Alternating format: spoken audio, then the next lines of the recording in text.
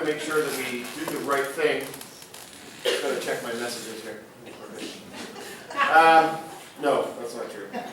What I want to do is, I know we acknowledged her briefly earlier in the evening, but I want to make sure that we acknowledge Judith Atkinson for her amazing artwork that is gracing all of the awards. Tonight is beautiful. Thank you. Thank you very much. I have one of your pieces in my apartment, and it's beautiful. It's on my bookshelf, and I love it. Thank you. So let's go. Here we go.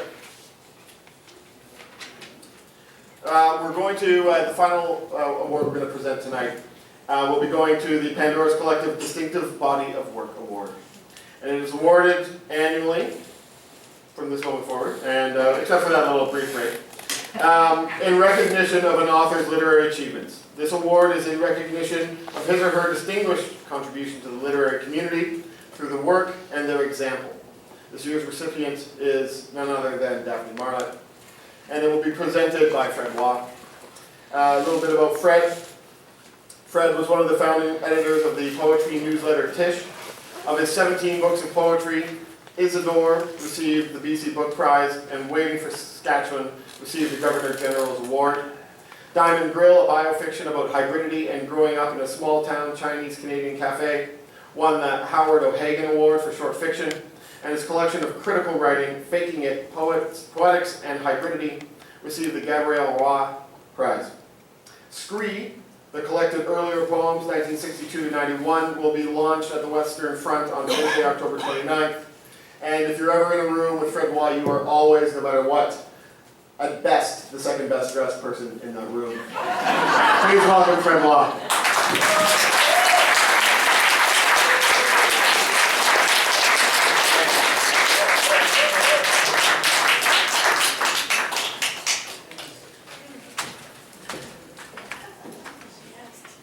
What I want to know, Sean, is that a fake collar?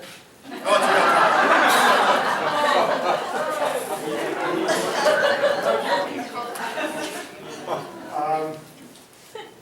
I really like to thank Pandora and Word Vancouver for setting this all up. My wife Pauline and I spend our summers up in the Kootenays, and we got back a couple of weeks ago to Vancouver, and I knew this was coming up. Warren and Bonnie had been in touch with me, and so kind of sort of aware of that at the end of a long, hot, smoky summer. But when I got back, I started seeing all the promo about this event and Word Vancouver, and I really felt proud.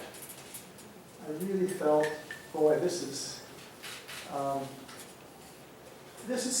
I thought this was very, not necessarily unique, but I felt proud that we had the ability in our community to celebrate our community. I know we have a wonderful literary festival in October. It goes on every year, and it's great. And most cities do. But to have Word Vancouver, to me, feels a little closer to the heart. Anyway, I'm very, very pleased to be asked to introduce Daphne for this award. In a conversation with Daphne the other night, she commented on her feelings as an immigrant moving to Canada from Malaysia in the early 1950s. She said she wanted to belong. She really felt she wanted to belong as a young woman living in North Vancouver. She said one day she found herself in the UBC library stacks scanning the collection of Canadian literature. She told herself that someday she would have a book on those shelves, and so she has.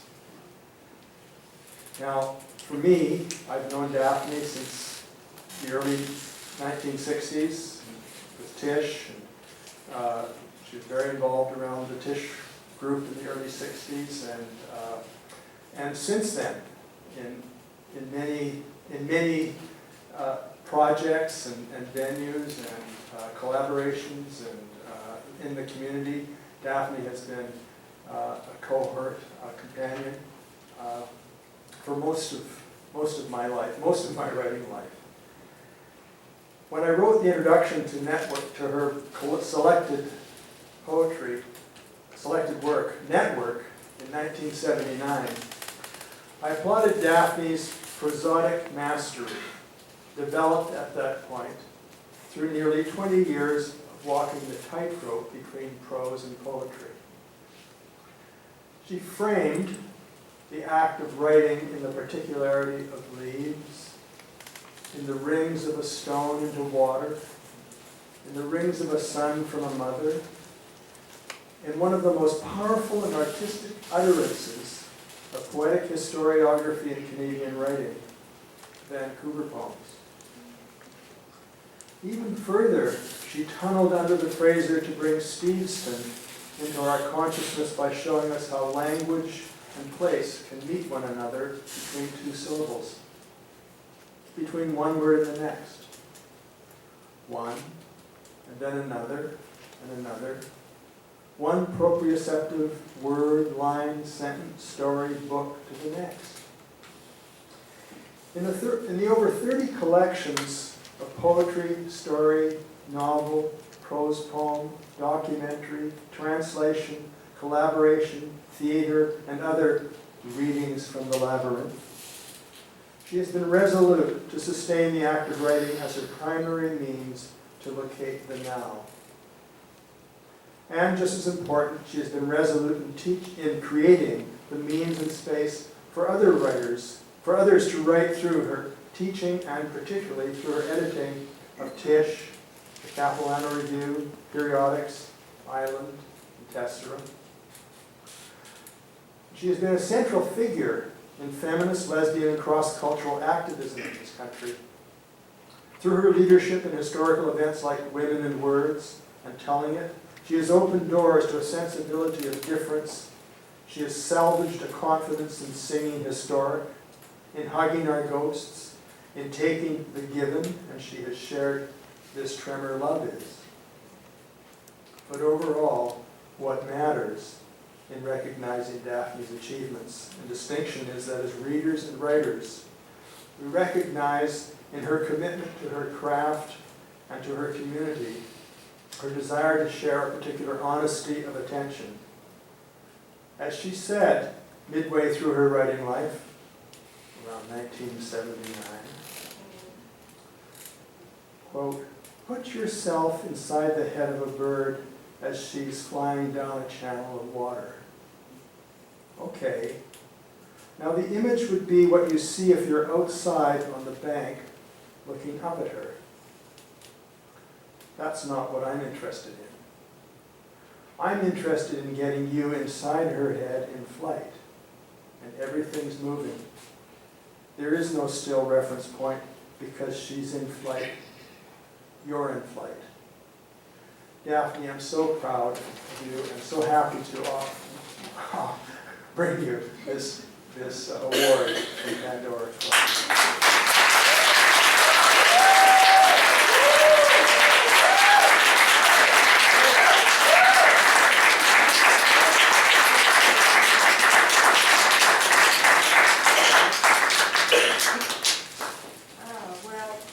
Sun haze if I ever saw one on water. Beautiful. Fred, thank you so much for that wonderful introduction. I've never had a litany of my book titles offered to me in that way before. It was really extraordinary. Thank you. And it means a lot to me to be recognized by Pandora's Collective, and to be presented with this award by Fred.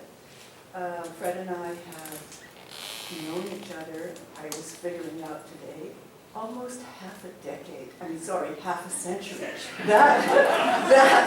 That is pretty extraordinary, and we're not aged yet, we're aging. And we're aging in the milieu of words, in the milieu of community. how those two are interlinked.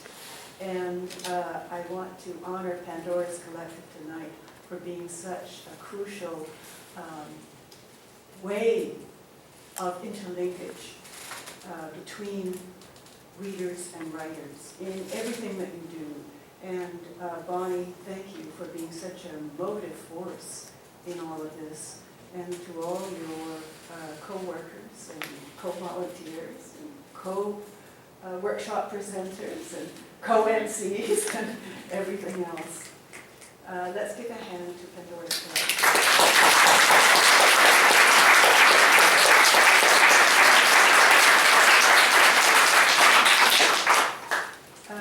I wanted to say a few words about the now that Fred mentioned, and about writing.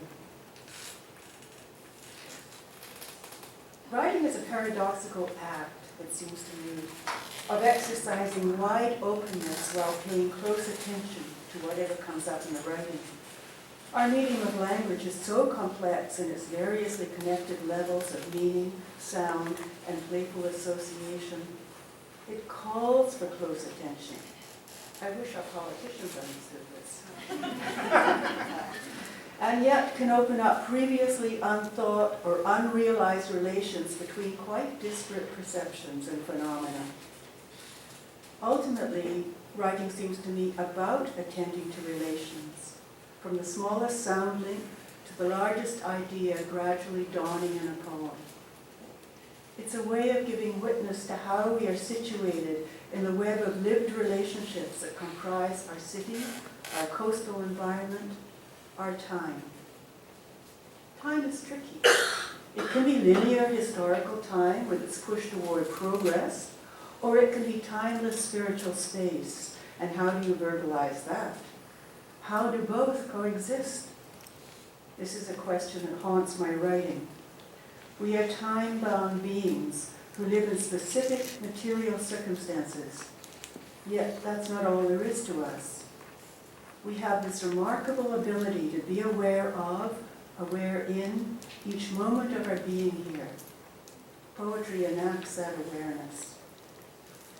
So my thanks to all of you who work at writing poetry, at publishing it, at editing it, at translating it.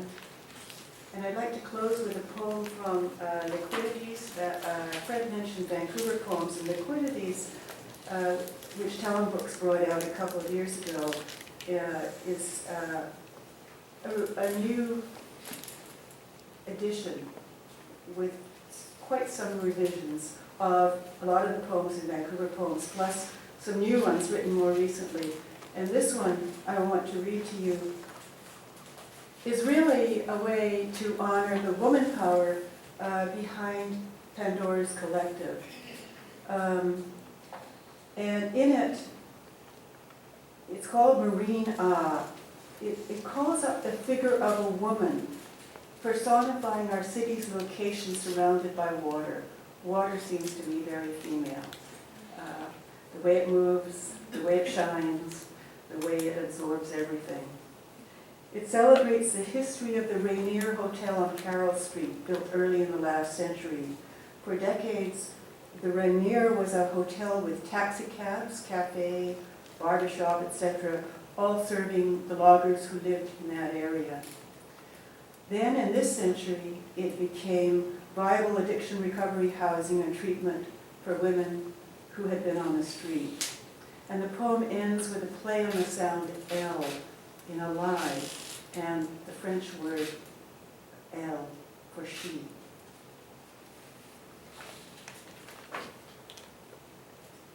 Marine Ah, body of water, you came wet. You come, reaches of the sea, through metropolis, mother tide, docked and watermark culture, your first growth log, saloon, hotel, boots you side slip, keel. To dwell, inhabit streets, you lap, you shine, rain's anterior head turner, albedo gleam unfurled.